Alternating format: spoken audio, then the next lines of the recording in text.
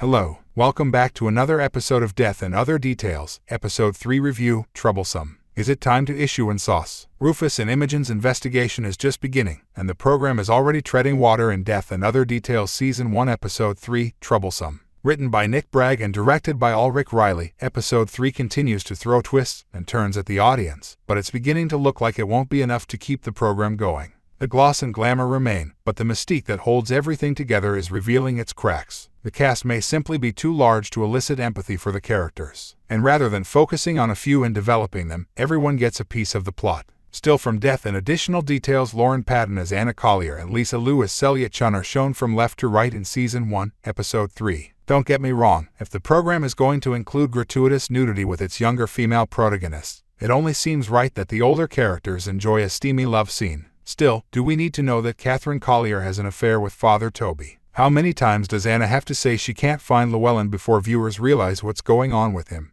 They're all on the same ship. The references to Tripp's anger management classes or Layla's propensity for blades scream red herring so loudly that even a novice in the mystery genre may spot them. Moving from red to blue, the finding of a cargo invoice for a forbidden blue pigment appears too random to be a misdirection, but the evidence still does not line up.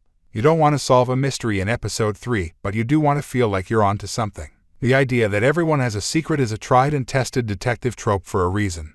But when there are so many people to keep track of, it becomes more chaotic than exciting. Perhaps if Death and Other Details had worked on making Imogen more complex, the scene in which Rufus calls her out for being blinded by her devotion would be more impactful. It's hard to blame her for being obsessed with solving her mother's death when she appears to have nothing else going on in her life. Even the flashback in this episode is more focused on Anna and her relationship with Alina than Imogen. It's a problem if your primary character feels like a window dresser with a well-cut bob. Bean and Coley's relationship remains a bright point in an otherwise disjointed cast. The inclusion of Agent Hilda Erickson should provide some spice, but it only complicates the already convoluted plot and ensemble. Rufus is too busy covering for Imogen to properly show off his abilities, making what should be a joyful team-up feel trite. At the very least, they may commiserate about their lousy attempts at foreign accents. Hopefully, the world's greatest detective will have more to do in the upcoming episodes than gaslight Interpol and berate his protege. The concluding twist of Jules having a phony identity and Imogen being captured in his hands is just enough to keep the audience interested until the next episode.